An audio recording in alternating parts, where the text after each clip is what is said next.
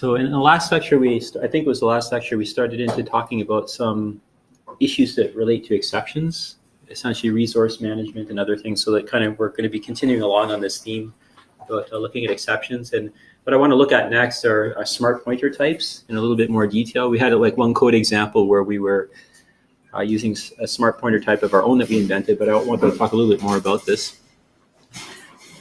So again, there's different types of resources that we might worry about managing, but memory is kind of the most pervasive one. It's pretty difficult to avoid doing some sort of memory management in pretty much most code that you might write. And one of the really important things with respect to memory management, or more generally resource management, is the notion of ownership. The basic idea is that when you have resources that are being allocated, some part of the code has to take responsibility for freeing those resources. And the basic way that this is handled is that you deem some part of the code to be the owner that owns the resource. And the idea is the owner is the part of the code that's responsible for cleaning up that resource, basically deallocating it when it's no longer needed. So one of the problems that you run into if you're dealing with memory management and you're trying to use raw pointers, like pointers that are built into the language, built-in pointer types, is that these pointers, they don't participate in ownership. They have no notion that they own the data that they point to. So because of this, they don't try to do anything to deallocate the memory because they don't consider themselves to be owners of that memory. So for this reason, if you're in situations where you want the actual memory to be managed, like you want it to be deallocated, for example, when you're done with it, using raw pointers is not going to achieve that goal.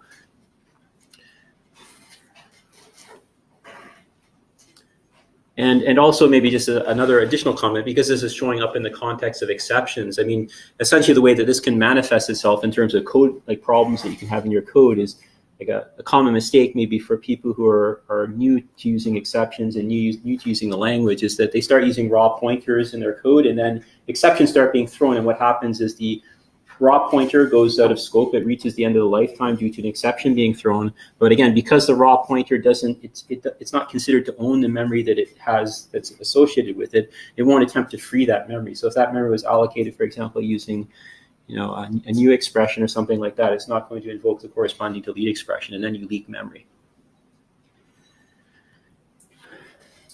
So this leads to the notion of what's called a smart pointer type. A smart pointer is simply a type that provides an interface similar to what a pointer provides. There's many different types of smart pointer types, which can be used to achieve different goals. But the ones that we're going to be focusing primarily on here is the goal of making sure that memory gets released when you're done with it, essentially kind of taking on the responsibility of deallocating memory and also destroying objects that might be residing in that memory, for example. So smart pointers can be used to provide like an RAI mechanism. So the basic idea is that maybe when you construct the object, it will allocate the memory that's associated with it. Then when you reach the end of the lifetime of that object and its destructor, it will release that memory, just as an example. Smart pointers, they can differ in terms of the sort of functionality they provide. Some might be very basic, like the smart pointer type that we actually wrote some code for in an earlier example. Some of them can be a bit more sophisticated. When it comes to ownership, there's two kind of very distinctive types of smart pointers. One is one that has the model of exclusive ownership. In this particular picture, only one smart pointer of that particular type can own a particular piece of data. You can't have multiple smart pointers that are sharing the ownership of some particular memory that's been allocated, which has some objects in it, for example. And then we have what's called shared ownership, where you can have multiple smart pointers that are all referring to this, or all associated with the same chunk of memory that's been allocated. And then amongst them, they have to kind of coordinate and make sure that when the very last owner goes away, it basically reaches the end of its lifetime, that the last owner that goes away will free that memory and destroy any objects that are created in that memory. So smart pointers play a very critical role when you're writing exception-safe code, because, like, as we've seen in a number of different contexts, basically RAI is a technique that we use to ensure that cleanup is done in the presence of exceptions. So in this particular case, we're talking about the freeing of memory, essentially cleaning up memory that's been allocated. And generally speaking, if you're writing code where exceptions can be thrown and so on, you never want to just have some allocated memory put into like a raw pointer. You always want to immediately, upon allocating memory, put it into some kind of object that's deemed to own that memory, so that if anything happens with an exception being thrown, because the allocated memory has been put into some object that's associated with some object, then that object, when its destructor gets invoked, at least there's a hope that it could actually clean up that memory by deallocating it.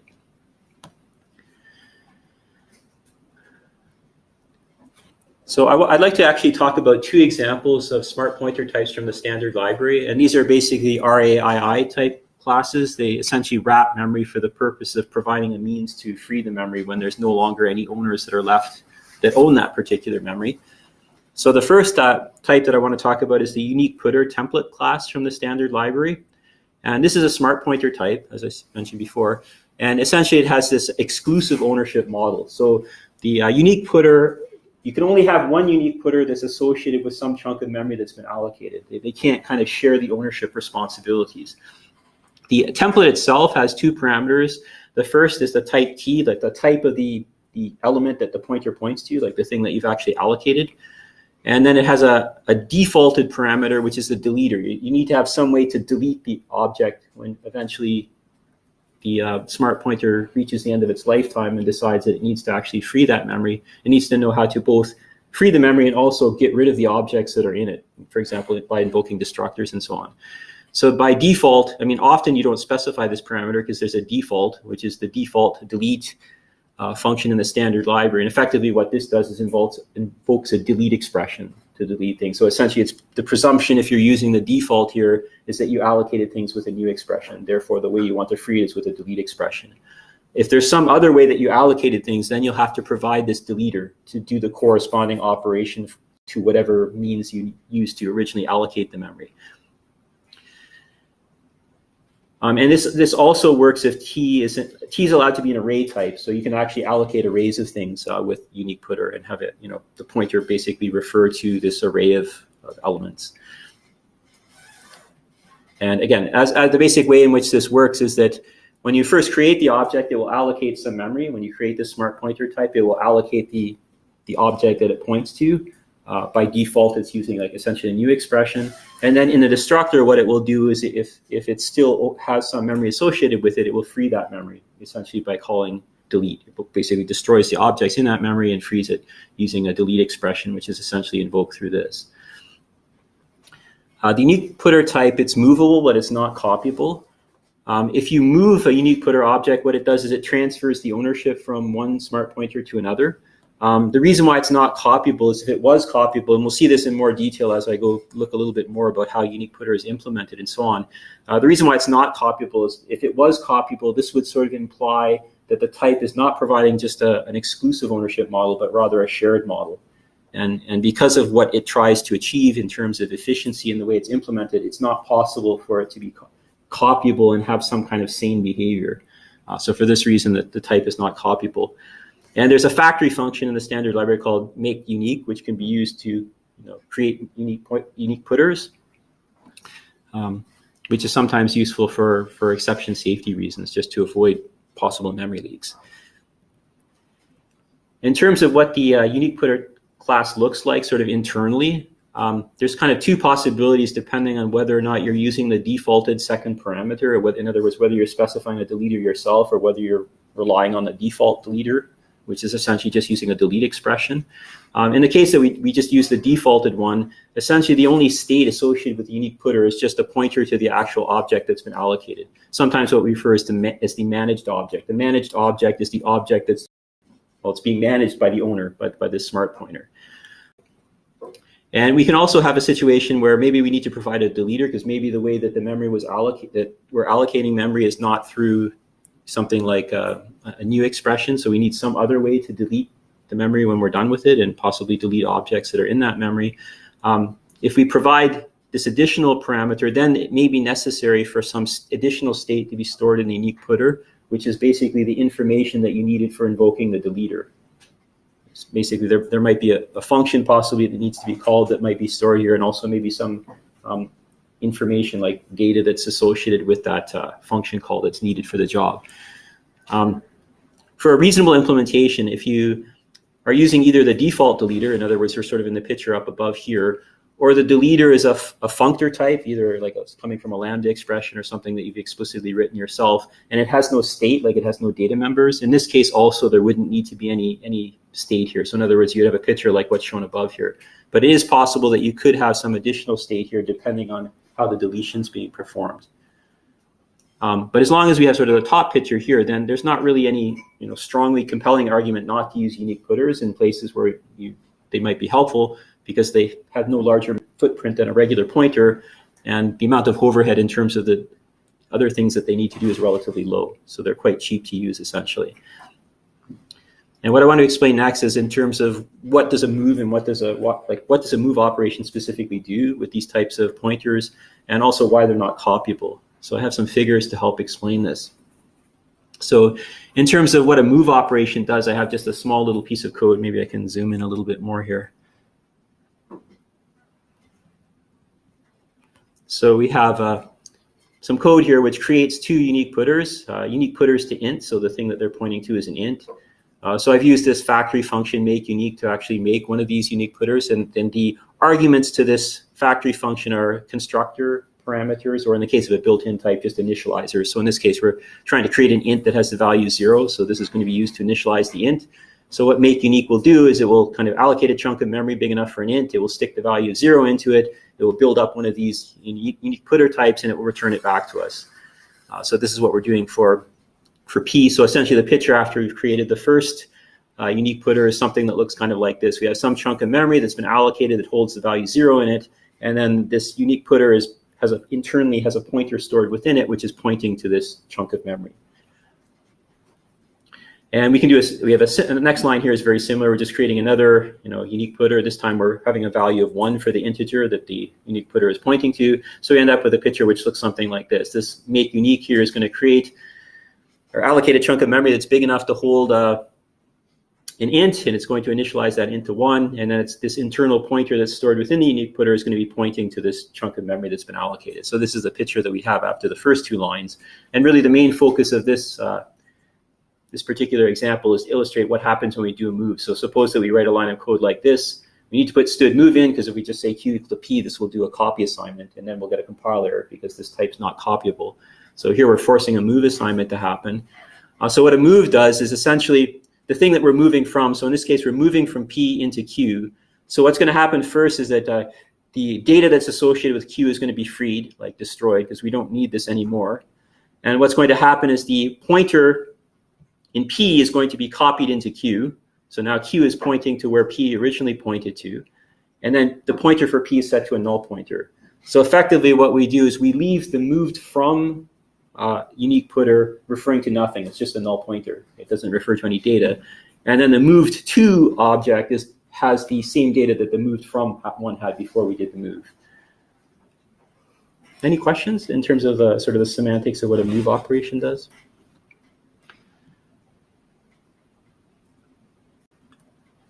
And then in terms of why this type is not copyable,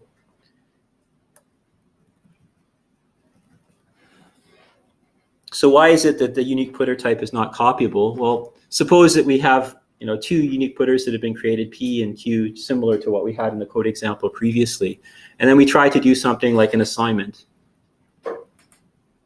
Okay, I don't actually have a line of code written here, but suppose that we try to assign P to Q. So we write Q equal to P, something like this. So what this I guess would do, if it were defined, is something like it would get rid of the memory associated with B, and then it would make the pointer for Q point to the same place that P is pointing.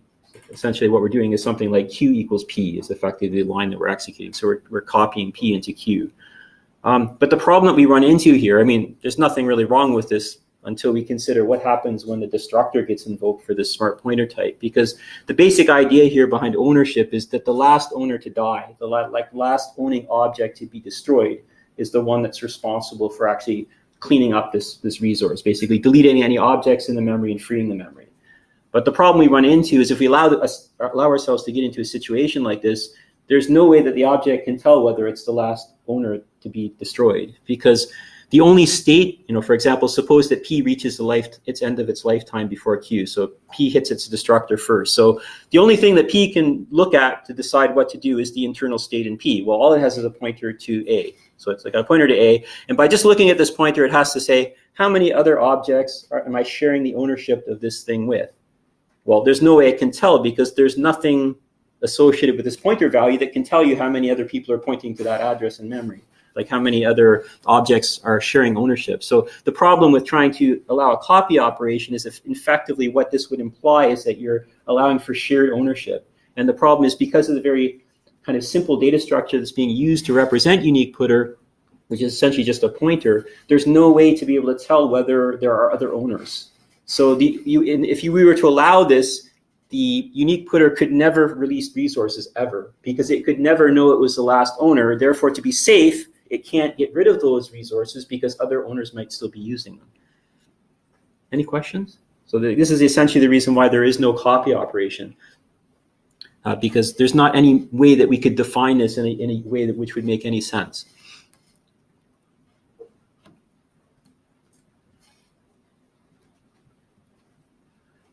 So just to look at some of the member functions for the unique putter type, obviously there's constructors and destructors, otherwise we can't really do very much with them. It does have a move constructor and a move assignment operator because we can move this type around, but we can't copy it, so there is no copy assignment operator.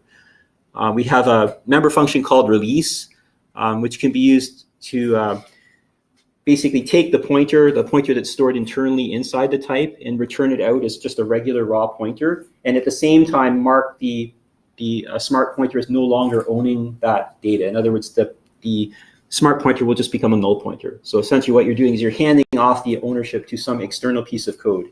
So presumably once you call release, that pointer that you get, you better stick it somewhere that it's safe and it's going to get deallocated at the appropriate time. Then the next member function is what's called reset. All this does is it just replaces the particular object that you're managing with another object. Swap allows you to swap two smart pointers. The get member function returns a pointer to the managed object. So if you have a unique putter to an element of type T, then the get member function returns a T star, in other words, a raw pointer which refers to the managed object. The get deleter member function returns the deleter that's used for destroying the managed object. Operator bool is overloaded by unique putter, and the value that's returned by this operator is true if there actually is a managed object associated with the unique putter, and false otherwise. And effectively, this allows you to use unique putter objects in contexts where Boolean expressions are expected, much in a similar way that you can do with raw pointers.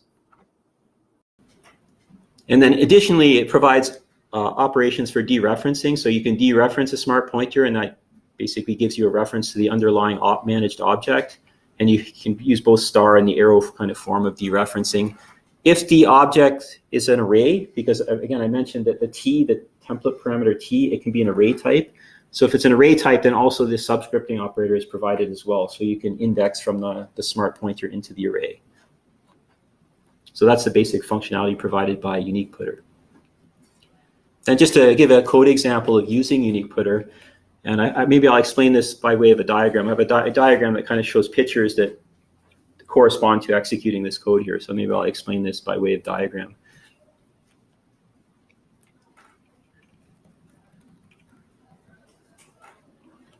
So to begin with, we're going to create a unique putter. It's a unique putter pointing to int. So the managed type is int. And the parameters, again, that are provided, make unique is just a factory function. And the parameters that are provided here are the initial, well, it's basically the initializer for an int.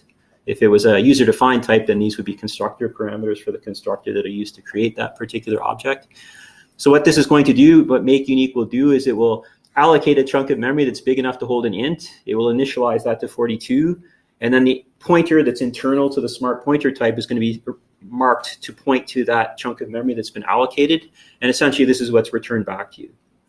So P1 is going to look like a picture which looks like this. So this is our variable P1 that we're creating. And then if we kind of walk through what the code is doing on the slide that we were just looking at a moment ago, the next thing it does is it performs a move operation to move move P1 into a new object P2 that's being constructed. So this is essentially a move construction operation. So what this is going to do in terms of a picture is that after all is said and done, you'll end up with P1, which is the moved from object. This is the thing that we're moving from. It will be just left holding a null pointer. In other words, as a smart pointer that doesn't have any data associated with it. It's analogous to a null pointer for a raw pointer. And P2 will be pointing at the thing that P1 was originally pointing to. So effectively what we've done is we transferred the ownership of the data from P1 to P2. Now P2 is the owner of this data. And P1 doesn't have any data associated with it anymore. If, for example, we were to dereference P2, so if we wrote like star P2 in our code, the value that we would get is 42. Because if the dereferencing operator is defined for smart pointers, so we can write like syntactically something like star P2, which would tell us to go to where this pointer is pointing and reference its value. The next thing that's done in the code on the slide we were just looking at, it moves, it's kind of playing ping pong. It moves P1 into P2, and now it's moving P2 back into P1. So if we move P2 into P1, this is using a move assignment operation here as opposed to construction. So what's going to happen, it's going to leave the moved from object as just being null. So P2 is the thing we're moving from. And then P1 will be referring to whatever data originally P2 was referring to before the move. So we're essentially ripping the guts out of P2 and moving them into P1 and just leaving P2 in a null state. And then the last thing in this code example, it's illustrating the use of the reset function. So for example, if we take what we have currently before this line executes is we have P1 looking like this. P1 is essentially internally has a pointer, which is pointing to this int in memory, which has the value 42. If we call reset, what this is doing is it's just going to reset this to a null pointer effectively. So any memory that's associated with this memory here would get freed. And if this was a user-defined type, the destructor would also be invoked. So basically everything's cleaned up and it just leaves the pointer in a null state. Again, analogous to like a raw pointer, which has the value null pointer. Any questions?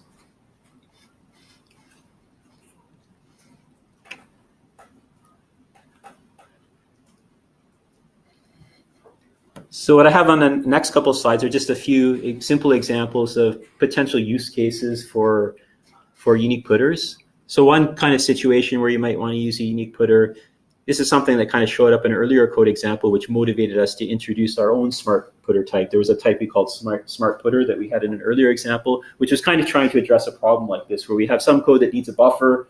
We were allocating a buffer directly with a new expression and then using a delete expression to get rid of it. But this is not very friendly with respect to exceptions. If the exception is thrown, we don't hit the delete and so on, and then we leak memory.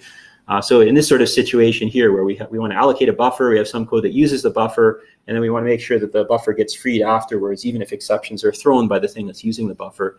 And we can use a unique putter type for this purpose. And again, unique putter allows for a type which is an array type. So here what we're doing is we're specifying we want to create an array of char, and the constructor parameter here is the size of the array. So this is going to allocate space for size number of chars, and the unique putter that's returned is going to be associated with that buffer. Mm-hmm. What's the advantage to using something like that rather than maybe just like a vector or some container that's already in standard libraries that just maybe there's less overhead with like just a smart pointer to the buffer?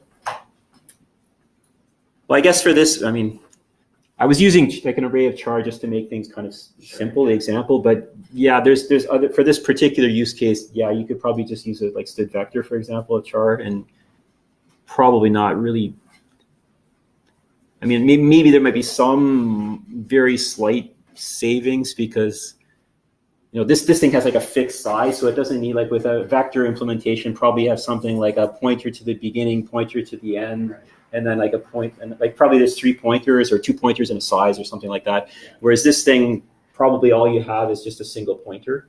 So it might be slightly more efficient, but yeah, it's for this particular use case, if you use a std vector, it's probably not a big deal.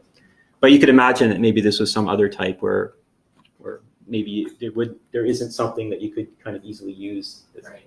Yeah. Any other questions? And just as a second example of where you might use this, if you have something like some kind of user-defined type and you have a data member that maybe it's like optional, like sometimes you might want that object to be there, other times not. So for this reason, you don't want to actually put it inside the object itself. Like we don't want to put it inside this widget object directly as a member. Like we don't want to put this thing that we're calling type directly as a member inside here, because if we do this, then it's automatically part of the data structure. There's no way to say it's optional. It's automatically included. But what we could do is we could have a pointer essentially to the object and store the object outside of the widget object. But rather than using a raw pointer to do this, in other words, rather than having something like type star item, again, the idea here is we have something that we want to store outside of the object so that maybe we don't have to have that object in the first place. It can just be a null pointer in cases where we don't need it. And in cases where we do need it, it actually points to some valid chunk of memory. But because we want things to be safe with respect to, we want to make sure that the data gets properly deallocated and objects destroyed, probably it'd be a good idea to use a unique putter instead. So this would be another use case for unique putter. And I mean, there's other cases as well, but these are maybe two like very common sort of usages.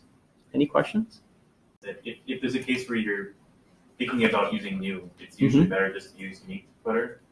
There's very few cases where the new is actually like a better option than unique putter. Like generally what you want to try to avoid, well, if you want to avoid putting things into raw pointers for some kind of, for too long. Like basically when you allocate memory, you immediately want to put it into an object. Because like the problem that you run into if you use a new expression and put something into a raw pointer, but like it's not a raw pointer that's a data member inside a class. It's just a plain old pointer sitting somewhere, maybe a local variable of a function. Like as soon as you do that, if an exception is thrown before you put that pointer somewhere else, that memory will get leaked because there's nothing that knows about cleaning it up. So the basic idea is if you whenever you're using a new expression, it's a kind of a bad, it's almost always going to lead to a bug, especially if exceptions can be thrown. If you see a pattern where someone's using a new expression, assigning it to a raw pointer, but that raw pointer is not embedded into another object. It's just sitting there as a local variable or just like a regular pointer. Because if anything happens that you leave the scope where that pointer is, it doesn't clean up after itself, a raw pointer, and then you would leak that memory. Whereas on the other hand, if it's a raw pointer but it's inside an object, then presumably that object in the destructor will check if that pointer has memory allocated, and then it would free it. So the kind of the pattern that you want to avoid is situations where you're using a new expression, putting something into a raw pointer, but that raw pointer is not embedded into some other object that has a destructor that cleans up after it. In the example we're looking at, I guess here, like here, this would be an example where you're just using like local variables on the stack. So if instead we just used like a new expression and assign it to some raw pointer, for any reason we leave the function due to an exception, that pointer will not get cleaned up because it's just a raw pointer. There is no destructor to be called and so on. So in this case, in this sort of situation, you definitely want to use something like unique putter.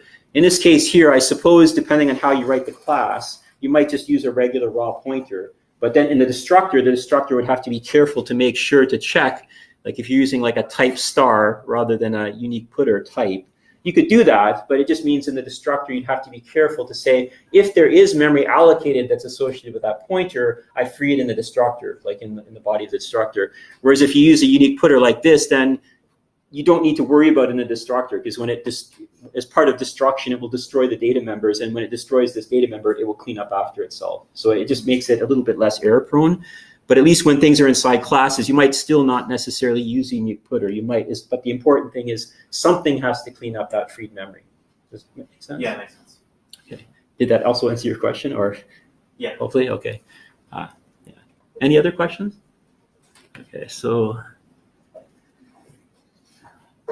the second type of smart pointer type I want to talk about from the standard library is shared putter. So again, this is another smart pointer type, but the difference between this and the unique putter type is this one follows the model of shared ownership. So with this particular pointer type, you can have multiple owners for the same chunk of memory. This is a template, so that it's templated on the actual type that's associated with the thing that the pointer points to. So like, for example, if t was int, then you're basically having a shared putter to an int. You can have multiple owners for the same object, which is different from the unique putter example that we looked at before. And the basic idea is that, with ownership, is that the last owner to die, like the last object that's owning that reaches the end of the lifetime, this is the one that assumes the responsibility for cleaning things up. So the owned object, the object that's being managed by the shared putter, it's going to be deleted when the very last shared putter that's owning that object goes away, when it reaches the end of its lifetime. Shared putter is both movable and copyable. So this is a more flexible in terms of what you can and can't do with a shared putter compared to unique putter. But shared putter also has more overhead, as we'll see. It's a more complicated sort of data structure. It has to use something called a control block. It needs to somehow track the number of owners that are referring to a particular managed object And because of this, there needs to be some additional state that's maintained in the data structure. So there's something called a control block, which we'll see in more detail. Anyway, this particular bullet is just pointing out that at any there's some operations that are performed on the control block, and these operations are done in a way that you don't have to worry if multiple threads are accessing the shared putter. Things will be done in such a way using either atomic accesses or whatever, such that there's no data races and things are well behaved. But this only applies to the control block, like the internal state that's maintained by the shared putter. The thing that the pointer points to, though, if you have multiple threads accessing it, then you have to use mutexes or whatever to make sure there's no data races on the actual data that the pointer points to.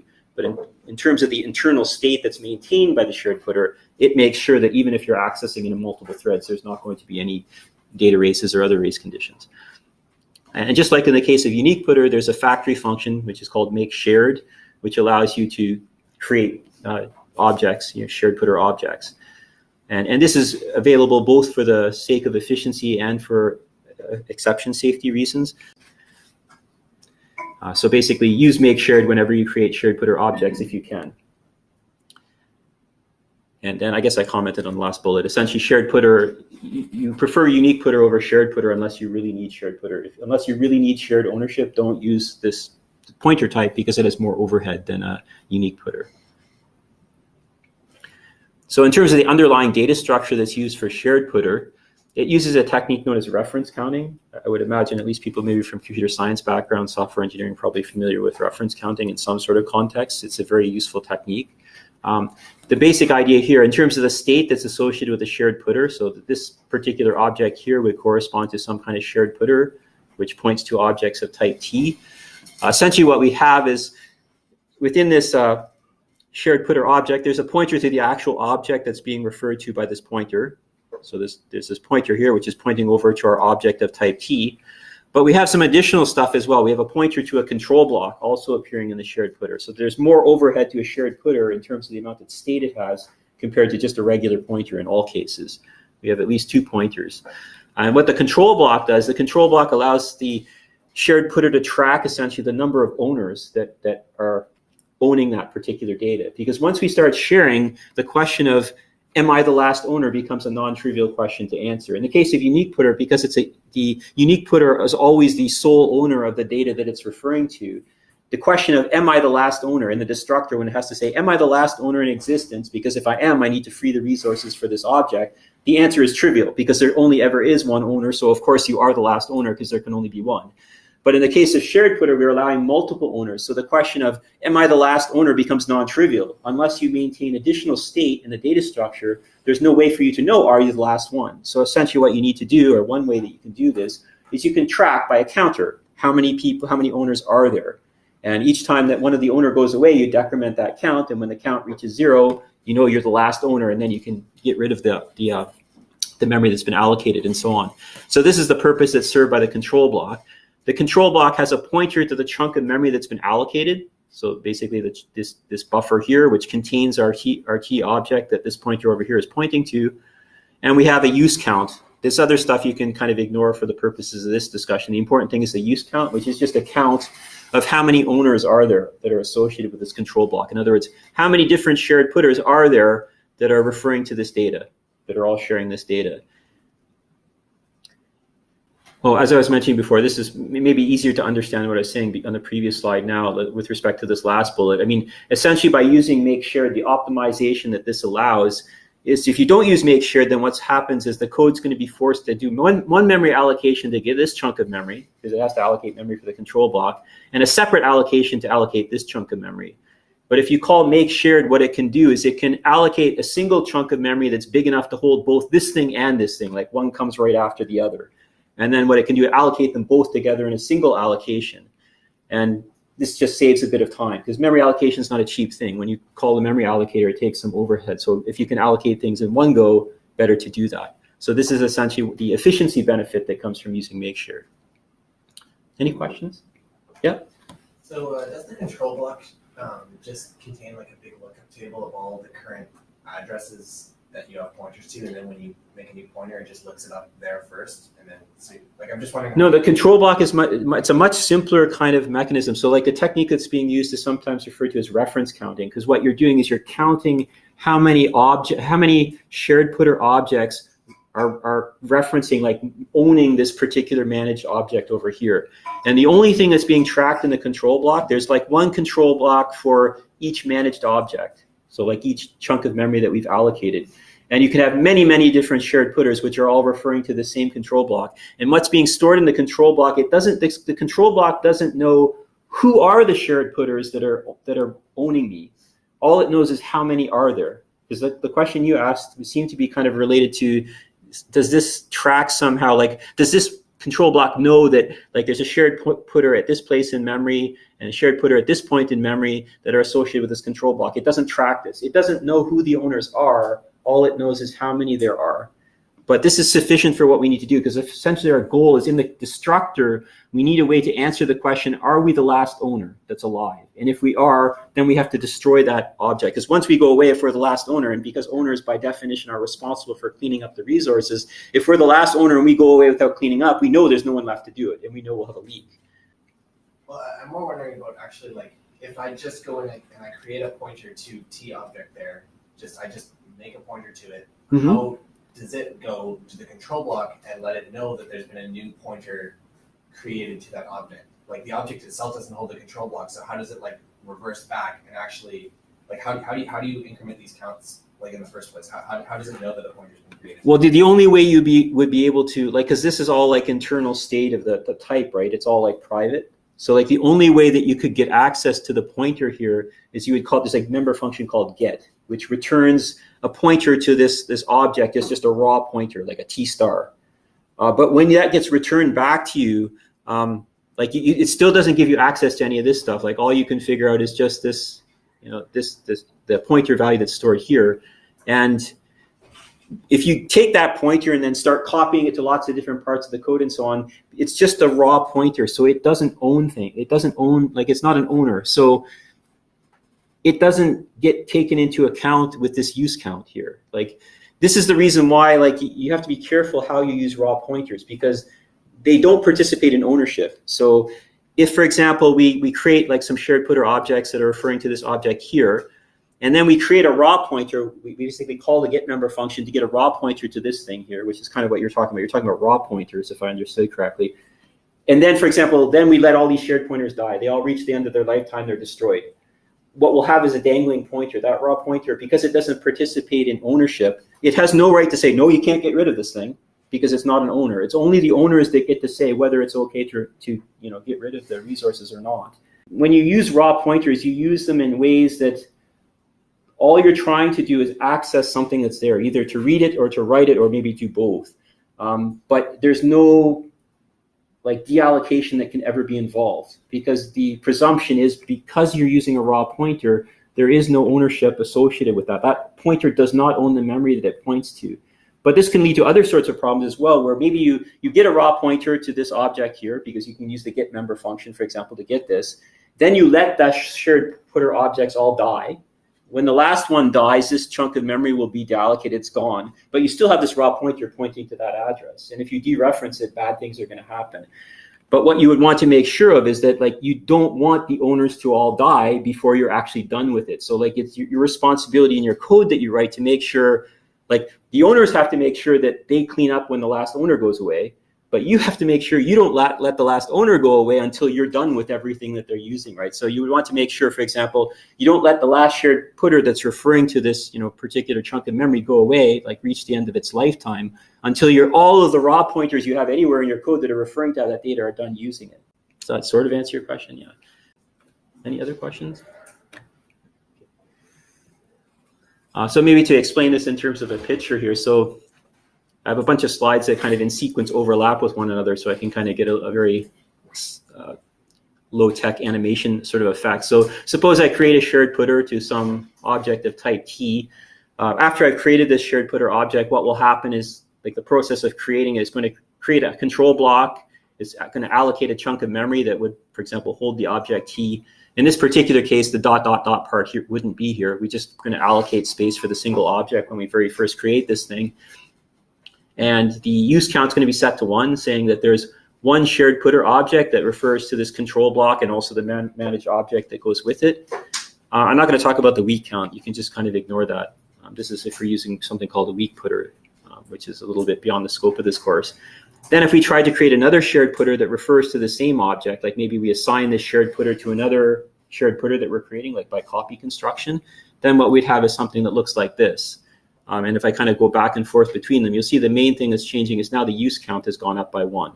When we add this additional element, part of what the construction process is going to do, it's going to bump this count up by 1. So now this control block knows there's 2 shared putters that are using me. It doesn't know where they are in memory. Like, if you can't answer the question, like, where is this shared putter? Where is this shared putter? It doesn't know what they are. It just knows how many. But again, all that we're trying to do here is maintain enough state that we can determine in the destructor, are we the last owner? And for this, it's sufficient just to have a count. We don't need to know what the actual shared putter objects are. So we don't need to track, like, addresses of these objects. All we need to do is just track a count. And if we add another shared putter object, again, maybe by, like, assignment, doing copy construction from one of these, then we would end up with something like this. Now we have 3 shared putter objects that are all referring to the same object T, and the use count for the control block is now 3. And if we imagine now that we go kind of through a destruction process, imagine that this guy reaches the end of its lifetime first, followed by this shared putter, followed by this one, then we can kind of walk through these slides backwards. So what would happen when we get rid of this shared putter here, when it reaches the end of its lifetime, this use count is going to go down by 1. So that in a destructor, the shared putter would say, well, I'll decrement the count by 1, so it goes to 2. Then it says, is the count 0? No, it's not. That means I'm not the last owner. So I don't free the control block or managed object. So the picture goes to this. And then when this shared putter goes away, again, the first thing it does in the destructor, it says, well, I'm going to decrement the use count, so it goes from 2 to 1. And it says, is the use count 0, meaning I'm the last owner? No, I'm not. The count's still 1. So it doesn't free the control block or managed object. So then after this destructor finishes, you have a picture that looks like this. And then what's special in the case of the last shared putter, when it goes away, in the destructor, again, what it does is it decrements the use count and then checks to see, is it 0? Well, in this case, it's 1. So when it decrements it, it does go to 0. Then it says, because it's 0, I'm the last owner. I have to free the control block and free this managed object. So everything gets cleaned up at this point. And if you have raw pointers that are pointing to this object, you're in trouble, because now you have dangling pointers. But if you actually wanted those, basically what this would be an indication of, if there were raw pointers that were pointing to this, probably some of those should have been shared putters, so that they were participating in ownership, so that there would still be a use count which is greater than 0, and then things would live on a little bit longer. Anyway, I better stop here. I'm running over time.